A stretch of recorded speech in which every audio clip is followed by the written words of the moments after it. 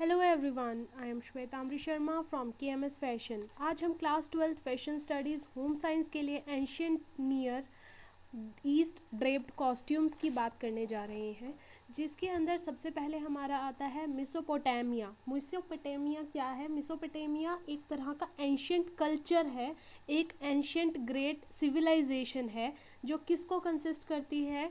वो सुमेरियंस को, बेबीलोनियंस को, एसारियंस को, अकाडियंस को, जो इनहेबिटेड है मेसोपोटामिया में। मेसोपोटामिया जो है वो बेसिकली एक रिवर्स के बीच में है। इसीलिए ये वाली जो हमारा मेसोपोटामिया है, ये 3500 से 3000 BC तक में इसकी एस्टैब्लिशमेंट हुई। और इसको हम मेसोपोटामिया का मतलब बिटवीन रिवर्स भी होता है, और ये एरिड जोन के अंदर लोकेटेड है, जहाँ पर इरिगेशन कैनाल्स भी देखने को मिलते हैं। तो इन्हीं के कॉस्ट्यूम्स की हम यहाँ पर बात करेंगे। फोटोग्राफ में आपको थोड़ा सा देख के समझ में आ रहा होगा, इसको कंप्लीट डिस्क्रिप्टिव फॉर्म में हम फोटोग्राफ्स के साथ यहाँ पर देखते हैं। सबसे पहले मैं बात करूँगी सुमेरियन कॉस्ट्यूम्स की।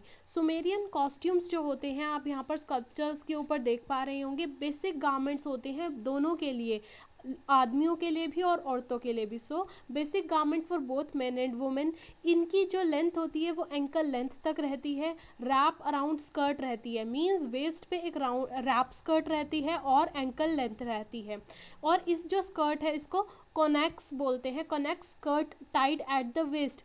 क्या नाम होता है इस स्कर्ट का? कनेक्स स्कर्ट हमारी वेस्ट के अराउंड टाई करते हैं, और जितना भी एक्सेस रह जाता है, मतलब बांधने के बाद जो भी एक्स्ट्रा फैब्रिक रह जाता है, उसको पीछे नॉट की फॉर्म में लगा देते हैं। और जिस तरह से एनिमल्स में टेल हैंग करती है उनके पीछे, इसी तरह से जो हमारा सुमेरियन कॉस्ट्यूम्स है उसको भी इसी तरह से डिस्क्राइब किया गया है कि excess waist band form an animal like tail hanging.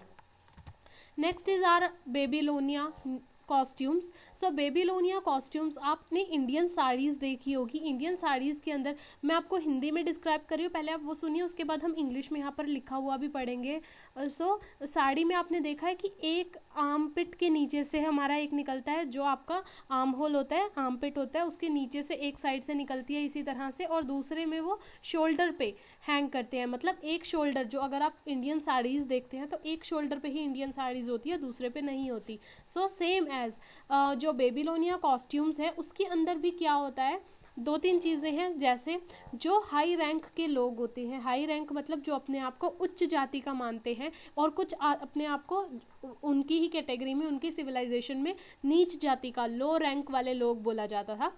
High rank वाले जो लोग थे वो कैसे पहनते थे? वो ड्रेप्ड लार्ज वोवन शॉल्स, बड़ी बड़ी बुनी हुई शॉल्स को ड्रेप करते थे, और उनके जो एज होते थे उसके ऊपर फ्रिंजेस और टेसल्स लटके हुए होते थे। इसका क्या मतलब है?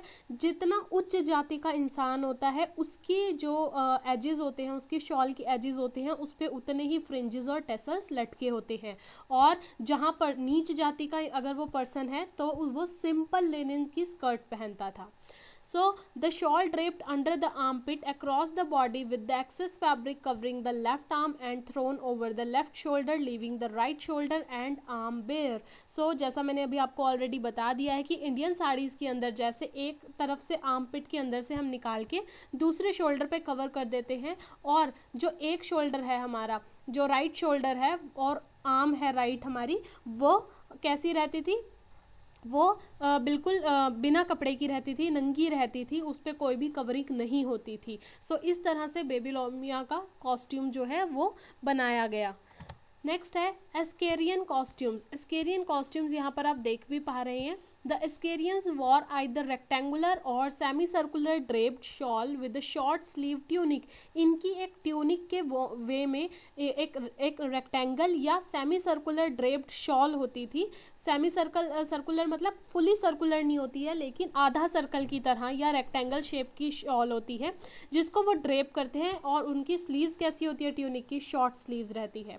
और एक और वो स्मॉल सर्कल और rectangular shawl was worn like an apron at the back। तो इसका क्या मतलब है? एक को तो वो ट्यूनिक की तरह लपेटते थे और एक को वो एप्रन की तरह ओढ़ लेते थे। और सेमी सर्कुलर जो शॉल थी उसको ड्रेप करते थे अराउंड द टोर्सो के अराउंड वो उसको लपेट लेते थे। और यहाँ पर भी जितनी लंबी फ्रिंजेस होगी एज पे उतना ही उसका रैंक का भी इंडिकेशन लेवल हाई होगा। तो जैसा कि यहाँ पर आप ये फ्रिंजेस देख पा रहे हैं, तो ज़्यादा फ्रिंजेस मतलब वो हाई सोसाइटी का पर्सन है। यहाँ पर आप देख पा रहे हैं कि वो एप्रन की तरह है और वो ये रैप स्कर्ट की तरह बना रहे हैं।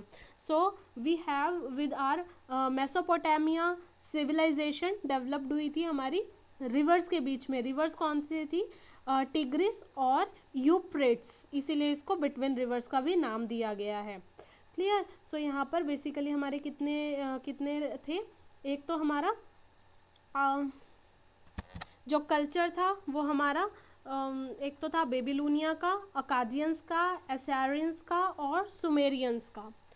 सो होपफुली आपको ये कंसेप्ट क्लियर हो गया होगा। आपको मेसोपोटामिया के बारे में जो बेसिक डिटेल्स उसके कॉस्ट्यूम के बारे में थी वो आपको समझ में आ गई होगी। अगर आपको ये टॉपिक समझ में आया है basically for 12th class students जो होम साइंस फैशन स्टडीज़ पढ़ते हैं, तो प्लीज़ कमेंट करके बताइएगा ज़रूर, सो दैट इसी के अक्रॉस आपकी बाकी वीडियोज़ भी हम लेके आते रहें। और अगर आप इसमें कोई और चेंजेस चाहते हैं तो उसके लिए भी आप हमें ज़रूर पिन कीजिए। सो लाइक कीजिए, शेयर कीजिए, कमेंट कीजिए, सब्सक्राइब कीजिए KMS फैशन को। Till then good bye, have a nice time.